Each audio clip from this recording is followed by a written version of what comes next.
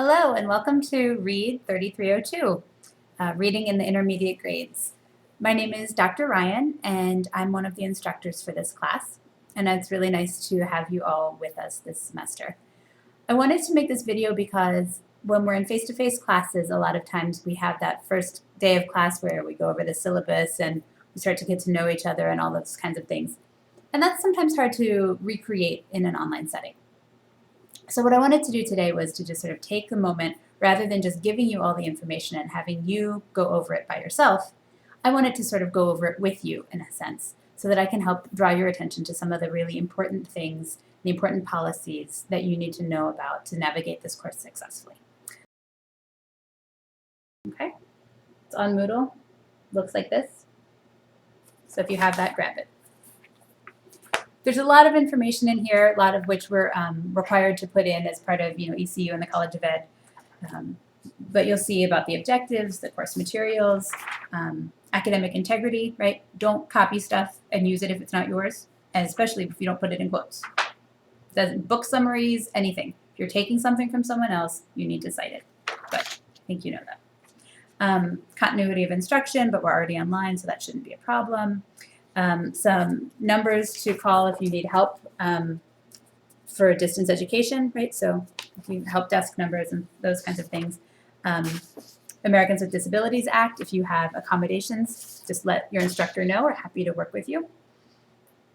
And I want to spend a little time looking here at participation and what you can expect from your instructor. So participation is what I need from you, right? It's what you need to provide to the course. Online courses means that anytime that you're online, that has to account for our class time, our preparation time, and presentation time, right, and homework time. So plan to spend at least 9 hours a week on this course, okay?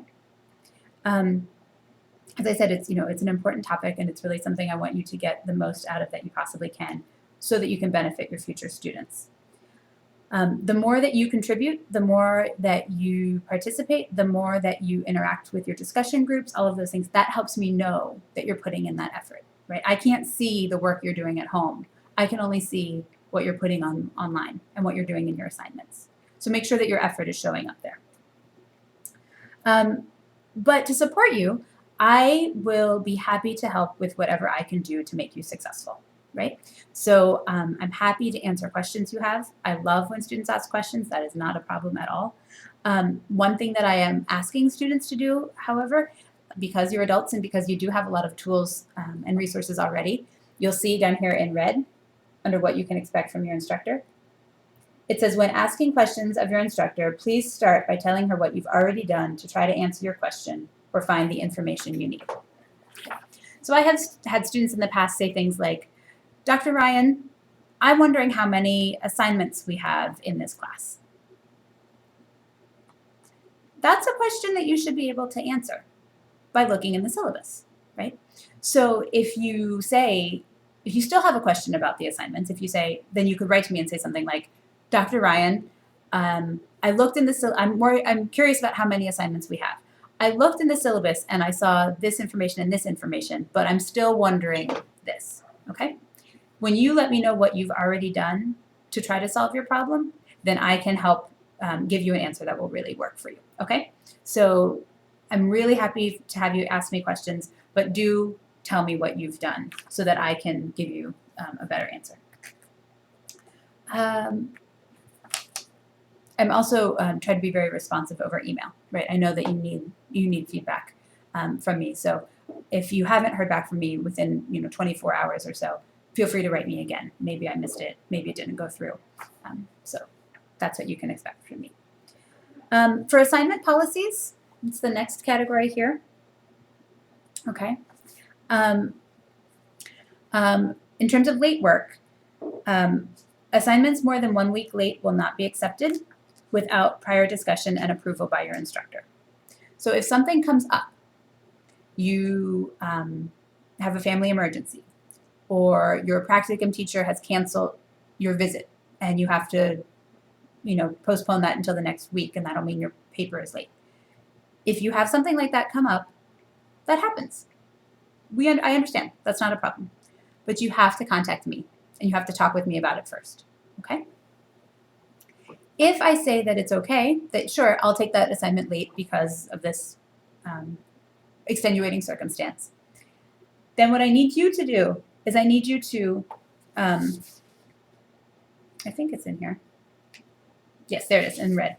I need you to copy and paste our email discussion that says, hey, Dr. Ryan, this has come up. Is it okay if I turn it in on Monday?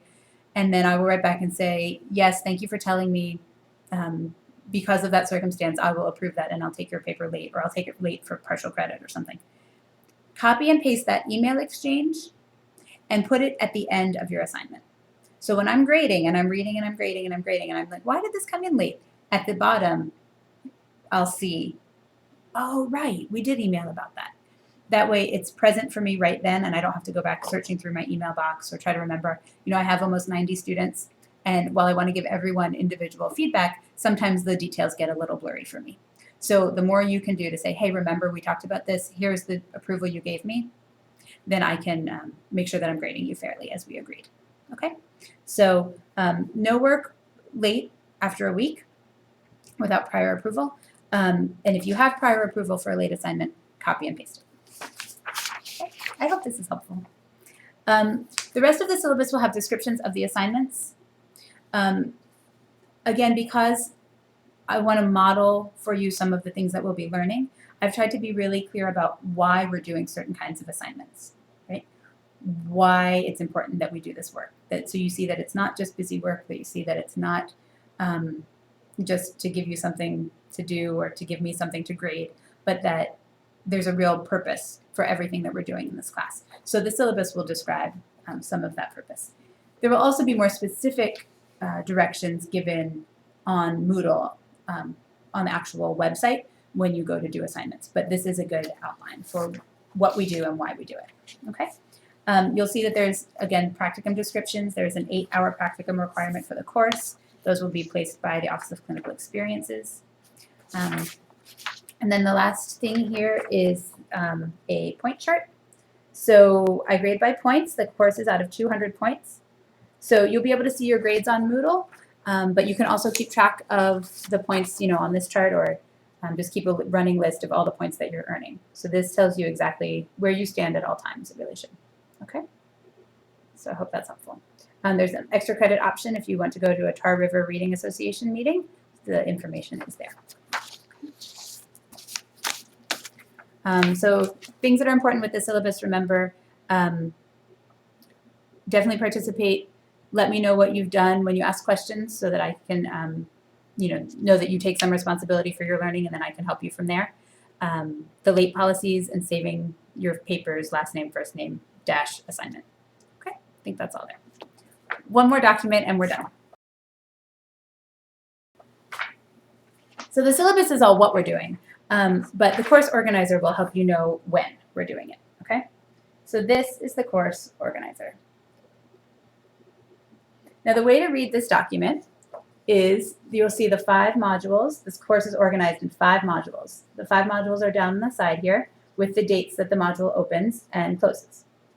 Then you'll see the topics of the modules, what information we'll be covering in that section. And then the next column are the tasks and assignments that are due during that module, and with specific, with specific dates given, okay? And I color code it because I'm a former elementary school teacher, and that's how my brain works.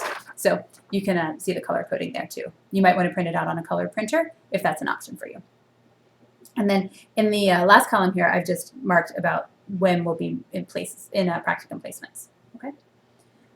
There's also some notes at the bottom. Let me explain. So each module is approximately 3 weeks long. Module 1 is a little bit longer. We have some more activities to do, and we can't be in our practicum placements yet, so we're doing some other work. Module 5 is shorter. It's a wrap-up, so it's not a full 3 weeks. And Module 3 includes a week because you'll be on spring break. So if you want to work over spring break, that's up to you, but we haven't counted it in the time. So the way that the working through the modules will work is the first thing that you do in a module is you open the commentary file, okay? So for all 5 modules, there will be a commentary. And that's what will sort of give you the content. It will lead you to the readings. It will have links to videos. You walk through the commentary file, okay? So in the first week of the module, you should start that. You should start working through the commentary file, doing the readings and activities and watching the videos. By the end of week 1 of every module, more or less, their specific dates are on here, you should post your initial post to the discussion forum. Directions are in the syllabus and on Moodle, okay? And conversations after that can continue to the end of the module. But we want to give us a cutoff so that we don't all wait till the last day. So by the end of the first week, you should have something posted in the discussion forum. Then the second week of the 3 in the module, you'll finish up the working through the commentary file and working on your reading response log or your reading journal. Same thing, 2 different names, same thing. That is you'll see again in the syllabus and on Moodle, that is a log of your transactions with the text, right? So you're doing all this work on your own. The reading journal helps your instructor see how you're making sense of everything, okay? So you probably want to be working on that as you go, but it's not due until the end of the second week. And then the third week, so the first week you talk and you start working. The second week you finish working through and write up your reactions and responses. And then the third week is a chance to do an application assignment, okay? So in Module 1, that means a literature circle and a text set project. In Module 2, 3, and 4, that's your practicum assignments, okay? So your assessment project, your interactive read aloud, and your guided reading project. And I know you won't know what those mean yet. That's okay. We have a long time to work on this. And then in the Module 5, that application assignment is another literature circle, and then your final. Okay, so that's the sort of way that the modules are laid out in this sort of 3-week setting. Okay, so by the end of week 3, students should finish their forum discussion, submit their application assignments, and then we'll move on to the next module. Okay, so this is the place to look for due dates and those kinds of things. Okay, this is more about the content and policies. So I hope that helps you feel a little bit more secure about what we're going to be doing this semester and how you can do it successfully. I know that if you put in the effort and you address any concerns or questions as soon as you have them, then I know we can work together and have you have a very successful semester. Not just in terms of grades, but also in terms of information that you can learn that you'll take with you into your future teaching. So I'm really looking forward to working with you. I look forward to getting to know you better and learning with you as we go through this semester. So best of luck, be in touch, and I hope this has been helpful.